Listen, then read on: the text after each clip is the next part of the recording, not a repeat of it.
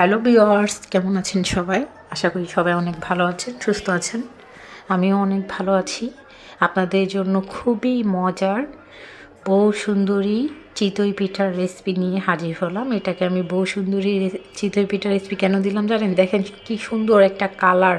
এটা আপনারা গায়ে হলুদেও কিন্তু চিতই পিঠাটা যদি এইভাবে তৈরি করে পরিবেশন করেন অনেক ভালো লাগবে কারো বিয়েতে।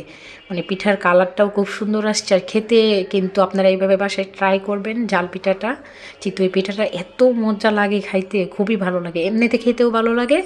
তারপরে আবার আপনারা তরকারি দিয়ে, তারপর ভর্তা দিয়ে খেতে পারে। তো সেই জন্য আমি এখানে চিতই পিঠার ব্যাটার তৈরি করে নিব আগে। আমি হালকা গরম পানি দিয়ে শুকনা চাউলের গুঁড়া দিয়ে তারপরে আপনাদেরকে ব্যাটারটা তৈরি করে দেখাচ্ছি। হ্যাঁ, চিতই পিঠার শুকনা চাউলের গুঁড়া দিয়েই তৈরি করে দেখাবো, কারণ শুকনা চাউলের গুঁড়া দিয়ে অনেকের পিঠা নাকি হয় না। তো আমি যতবার শুকনো চাউলের গুঁড়া দিয়ে পিঠে তৈরি করছি, চিতই পিঠা আমারটা একদম পারফেক্ট হয়েছে। চিতই পিঠা তৈরি করার মূল কারণটা হয়েছে কি জানেন? সেটা হলো পারফেক্ট একটা গোলা। যদি গোলা বা ব্যাটার, আপনারা অনেকে চিতই পিঠার যে গোলাটা গুলে, এটাকে গোলা বলেন, অনেকে ব্যাটার বলেন, যেটাই হোক।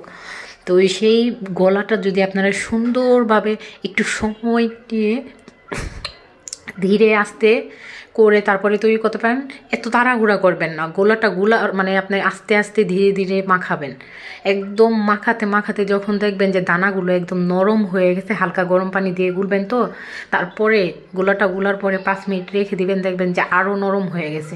তো ওই পিঠাটা না একদম পারফেক্ট হয়। তো দেখেন চিতই পিঠার যে গোলাটা তৈরি হয়ে গেছে, আমি খুব ভালো করেই তৈরি করে নিছি। এখন এখান থেকে আমি অর্ধেক একটা বাটিতে ঢেলে নিলাম, বাকিটা দিয়ে আমি সাদা পিঠা তৈরি করব, চিতই পিঠা। হ্যাঁ, তো ঝাল পিঠা যেহেতু তৈরি করব, এই জন্য প্রথমে আমি কাঁচামরিচ কুচি, একটু সামান্য পরিমাণ আদা পেস্ট আর রসুন পেস্ট একসাথে বাটা ছিল সেইটা দিলাম, সামান্য একটু ধনিয়া পাতা কুচি করে কেটে দিলাম, আর একটু সামান্য হলুদের গুঁড়া অল্প করে দিচ্ছি, কারণ অল্প পিঠাই তৈরি করব 4-5টা। হ্যাঁ, ঝাল পিঠা।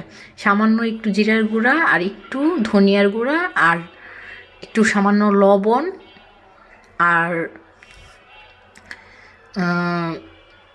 তো যা দিলাম সব দেখলেনি, আর একটু পেঁয়াজ কুচি দিয়ে ভালোভাবে মিশিয়ে এখন পিঠা তৈরি করতে চলে আসলাম। তো এটা আমার পুরান খোলা, এটা কিভাবে চিতই পিঠার খোলা তৈরি করতে হয় সে ভিডিও কিন্তু আপনাদেরকে আমি অনেক দিয়েছি, রিল ভিডিও, বড় ভিডিও। তো পিঠাগুলো দেখেন কি সুন্দর হইতেছে দেওয়ার পরে। একটা পিঠা হতে মনে করেন 1 মিনিট কিংবা 1.5 মিনিট এরকম লাগে। আর চুলার আঁচ খুবই অল্প করে দিয়ে তারপরে পিঠাগুলো তৈরি করবেন, তাহলে পারফেক্ট পিঠা হবে।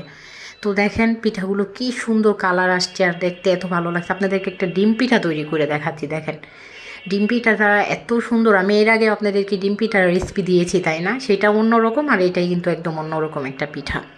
তো সবগুলো পিঠা দেখেন কত সুন্দর হয়েছে।